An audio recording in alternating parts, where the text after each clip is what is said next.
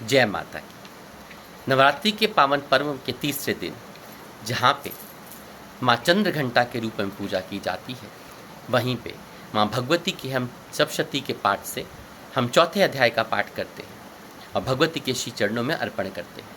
इस पाठ के अध्याय के से पहले हमें दुर्गा कवच, कीलक स्तोत्र, अर्गला स्तोत्र का पाठ करना चाहिए और इस अध्याय के बाद हमें भगवती की 108 नाम माला का जाप करना चाहिए। यह पाठ नवरात्रि में किया गया हमें बहुत ही अत्यंत लाभकारी सिद्ध होता है। बोल साचे दरबार की जय। ओम श्री दुर्गाए नमः। आइए आज के इस पाठ को हम सब करते हैं। चतुर्थ अध्याय, चौथा अध्याय, इंद्र आदि देवताओं द्वारा देवी की स्तुति। सिद्धि की इच्छा रखने वाले पुरुष जिनकी सेवा करते हैं तथा देवता जिन्हें सब ओर से घेरे रहते हैं, उन जया नाम वाली दुर्गा देवी का ध्यान करें। उनके श्री अंगों की आभा काले मेघ के समान श्याम है। वे अपने कटाक्षों के शत्रु समूह को भय प्रदान करती हैं। उनके मस्तक पर आबद्ध चंद्रमा की रेखा शोभा पाती है। वे अपने हाथों में शंख, चक्र, कृपाण और त्रिशूल धारण करती हैं।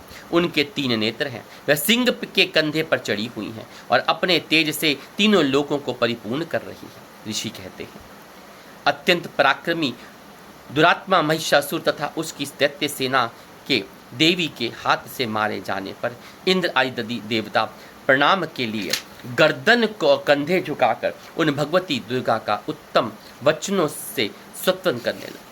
उस समय उनके सुंदर अंगों में अत्यंत हर्ष के कारण रोमांच हो आया था।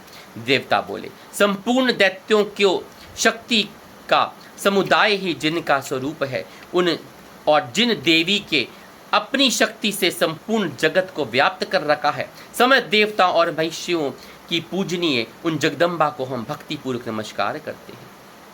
वे हम लोगों का कल्याण करें। जिनके अनुपम प्रभाव और बल का वर्णन करने से भगवान शेषनाग, ब्रह्मा जी तथा महादेव जी भी समर्थ नहीं है, वे भगवती चंडी का संपूर्ण जगत का पालन एवं अशुभ भय का नाश करने का विचार करें। पुण्य आत्माओं के घरों में स्वयं ही लक्ष्मी रूप से, पापियों के यहाँ दरिद्रता रूप से, अशुभ अंतःकरण वाले पृथ्वी पुरुषों के हृदय में बुद्धि रूप से, सत्पुरुषों में श्रद्धा रूप से, कुलीन मनुष्यों में लज्जा रूप से निवास करती है। उन आप भगवती दुर्गा को हम नमस्कार करते हैं। देवी, आप संपूर्ण विश्व का पालन कीजिए। देवी, आपके इस अचिंत्य रूप का, असुरों का नाश करने वाले भारी पराक्रम का, समस्त देवताओं और दैत्यों के समक्ष युद्ध के प्रकट किए हुए आपके अद्भुत चरित्रों का हम किस प्रकार वर्णन करें। आप संपूर्ण जगत की उत्पत्ति के कारण हैं।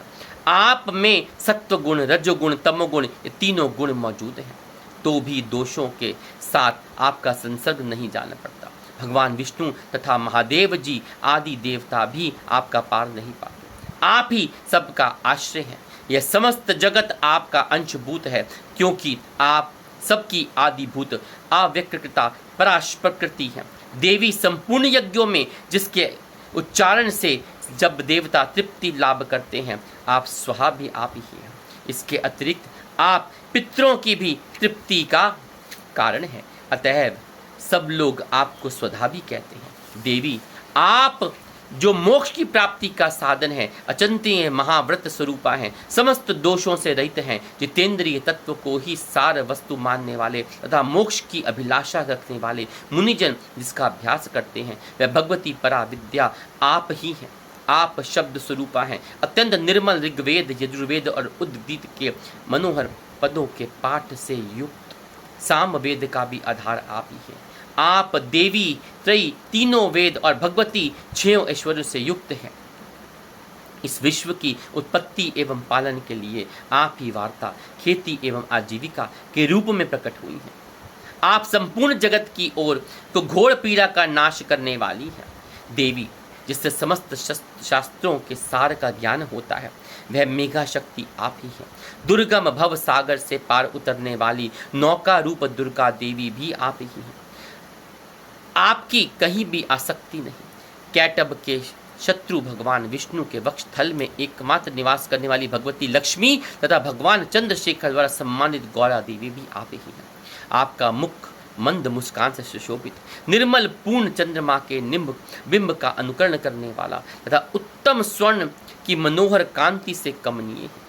तो भी उसे देखकर महिषासुर को क्रोध हुआ और सहसा उसने उस पर प्रहार कर दिया।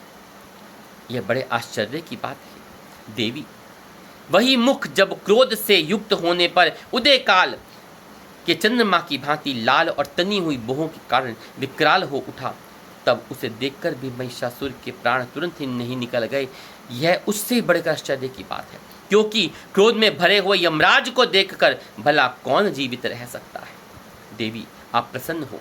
परमात्मा स्वरूपा आपके प्रसन्न होने पर जगत का अभुदाय होता है, और क्रोध में भर जाने पर आप तत्काल ही कितने कुलों का सर्वनाश कर डालती हैं। यह बात सभी अनुभव में आई है, क्योंकि महिषासुर की यह विशाल सेना क्षण भर में आपके कोप से ही नष्ट हो गई। सदा अभुदय प्रदान करने वाली आप जिन पर प्रसन्न रहती हैं, वे ही दोनों देश में सम्मानित हैं।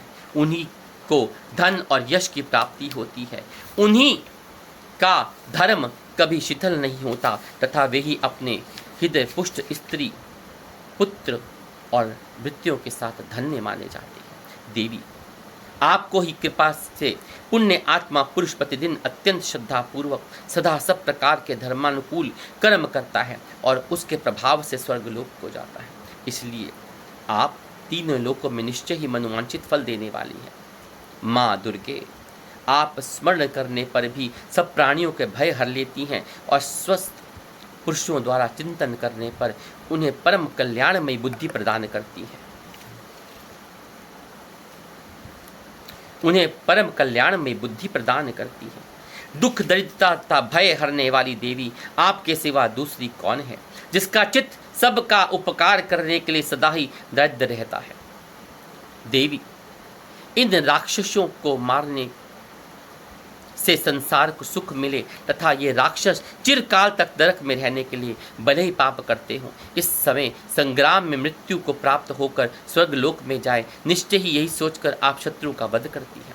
आप शत्रुओं पर शस्त्रों का प्रहार क्यों करती हैं? समस्त अस्त्रों को दृष्टि पात्र मात्र से ही भस्म क्यों नहीं कर देती? इसमें एक रहस्य है।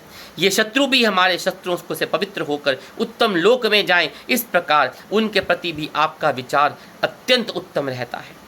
खड्ग के तेज पुंज की भयंकर दीप्त से तथा आपके त्रिशूल के अग्रभाव की घनीभूत प्रभा से चुंधियाकर ये असुर की आंखें फूट नहीं गई। इसके कारण यही था कि मनोहर रश्मियों से युक्त चंद्रमा के समान आनंद प्रदान करने वाले आपके सुंदर मुख का दर्शन करते थे। देवी आपका शील दुराचारियों के बुरे बर्ताव को दूर करने वाला है। साथ ही यह रूप ऐसा है कि कभी चिंतन में नहीं आ सकता और जिसकी कभी दूसरों से तुलना भी नहीं की जा सकती, तथा आपका बल और पराक्रम तो उन दैत्यों का भी नाश करने वाला है जो कभी देवताओं के पराक्रम से भी नष्ट हो चुके थे। इस प्रकार आपने शत्रुओं का भी अपनी दया से भी प्रकट की। वरदायिनी देवी आपके इस पराक्रम की किस के साथ तुलना की हो सकती है? शत्रुओं को भय देने वाला एवं अत्यंत मनोहर ऐसा रूप भी आपके सिवा और कहाँ है? हृदय में कृपा और युद्ध में निष्ठुरता, ये दोनों बातें तीनों लोगों के भीतर केवल आप में ही देखी गई हैं। माता, आपने शत्रुओं का नाश करके समस्त त्रिलोक की रक्षा की है। उन शत्रुओं को भी युद्ध भूमि में मारकर स्वर्गलोक में पहुंचाया है, तथा उन्मत्त दैत्यों को प्राप्त होने वाले हम लोगों को भय को भी दूर कर दिया है। आपको हमारा नमस्कार है। देवी आप शूल से हमारी रक्षा करें। अंबिके आप खड्ग से भी हमारी रक्षा करें, तथा घंटा की ध्वनि और धनुष की टंकार से भी हम लोगों की रक्षा करें। चंडिके पूर्व, पश्चिम तथा दक्षिण दिशा में आप हमारी रक्षा करें, तथा ईश्वरी अपने त्रिशूल को घुमाकर आप उत्तर दिशा में भी हमारी रक्षा करें। तीनों लोकों में आपके जो परम सुंदर अत्यंत भयंकर रूप विचरते हैं, उनके द्वारा भी आप हमारी रक्षा करें, तथा इस भूलोक की रक्षा करें।